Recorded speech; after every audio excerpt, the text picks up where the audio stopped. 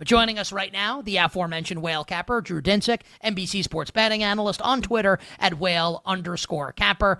We really respect you as a tennis bettor, obviously. But you're also a massive tennis fan. Right? You love the sport, in addition to being a bettor. So I love asking you this question because as Sinner Alcaraz is at the end of the match yesterday, I'm thinking this is the best tennis match, and it was on the 4th of July. It's how in 2008. It's how I remember it, watching with my friends. Or maybe the July 5th, actually. I was hungover. It was after the 4th of July. Federer and Nadal for Wimbledon in 2008. I think this is the best tennis match since then for me. You've watched a lot more tennis than I have. Where does the Alcaraz Sinner French Open final rank for you, Drew, among the best matches you've ever watched, period? And then we'll get to the bets. Is clearly top 5. That was the best men's clay match that I've ever seen. And the level that both players had, because usually they went 5 sets last year in the semifinals, these two guys. Well, neither guy was even close to touching the level we saw from them yesterday in last year's semifinal. They've both come a long way, and they were both at the peak of their powers. No one was injured. There was no excuses for any kind of slippage in play. That was just two guys absolutely trading nonstop haymakers. The fact that after 5.5 hours, Carlos was doing what he did in that tiebreak, some of those points he made were just, what is happening? Like, how could you have, the stamina, the mental, acuity at those moments to make those split seconds decisions after 5 hours? It was absolutely amazing. I think for the most part, because no one really ever truly challenged Nadal until Djokovic at the very death, when Nadal was like clearly a little bit compromised physically compared to the peak of his powers. It's just been a while since we've seen a match like that on clay.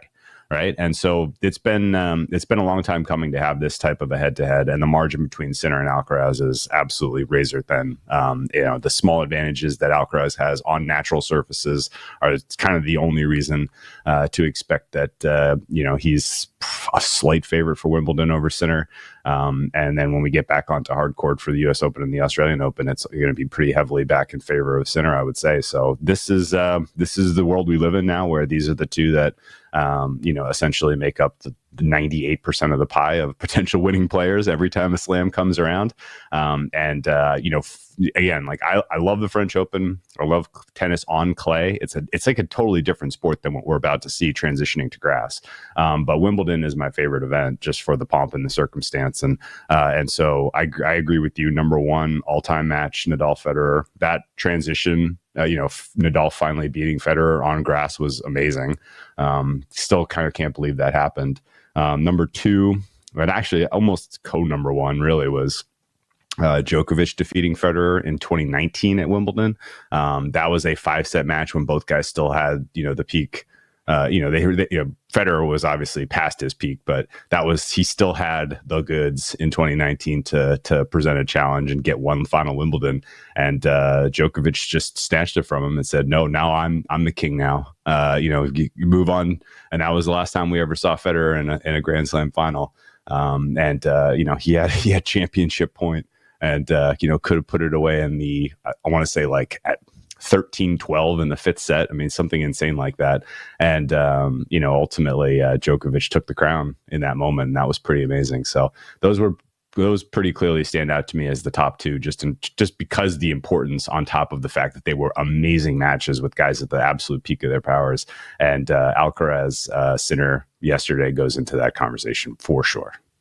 Yeah, add it to the list. I think we're all captivated, especially by that 5th set. This is You Better You Bet. Nick Costos, Femi Abebefe, hanging out with Drew Dinsick, the whale capper, talking that little French Open here during the NBC Sports Now Power Hour. Hit up Drew on Twitter at whale_capper. Well, I guess with your thoughts there with how these two guys kind of match up, Alcaraz and Sinner, the betting market has them as co-favorites for Wimbledon. Is that how you see it, spinning it forward to 3 weeks from now at Wimbledon? It has to be one of those two guys, or could someone else kind of upset the apple cart here? Like, how are you betting Wimbledon coming up in a few weeks?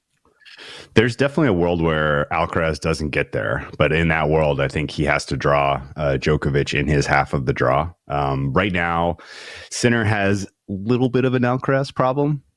Alcaraz has a decent amount of a Djokovic problem. Djokovic has a massive sinner problem. I don't think there's really any world where I can see Sinner versus Djokovic in a head-to-head in a tournament and say, well, Joker, he's just looking pretty good. No. Like he just doesn't have the range and the ability anymore at this point in his career to go toe-to-toe with just an absolute execution magician like what Sinner is. He's so exact. And Djokovic can't quite handle, blow for blow with Sinner at this point. But for whatever reason, Alcaraz, because he has some lapses, because he's, still a little starstruck when he goes up against the greats, he has slipped at times, most notably at the Australian Open this year when he's run into Djokovic in the draw. So there's certainly some spoiler there if Djokovic and Alcaraz come head to head before you get to the final. Spoiler potential for Djokovic to knock Sinner out and knock Alcaraz out so that we don't get a Sinner Alcaraz rematch here in a couple weeks. But I think that's pretty low likelihood. Your fourth choice right now, Jack Draper, I think is correct. He obviously is going to have a huge amount of home support as he obviously hails from the UK and is kind of a product of, a pretty, pretty impressive system that they've built to try to get, a man in contention for a slam at Wimbledon. But he, to me, reads as a kind of a quarterfinalist and or semifinalist as opposed to realistically getting the win. So it's a mix of two on the men's side. And I think we're going to get our chance to see Sinner Alcaraz again.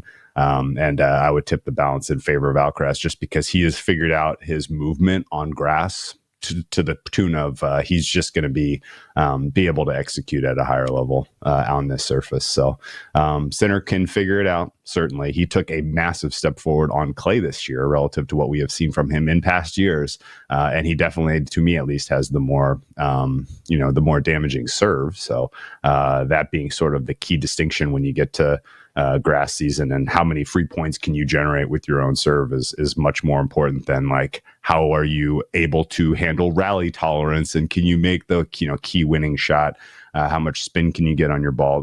Those are all the sort of things you need to win on clay, and so those parts of Alcaraz's game will be missed. But he's your two-time defending Wimbledon champion, and it's not an accident. He is absolutely amazing on the grass.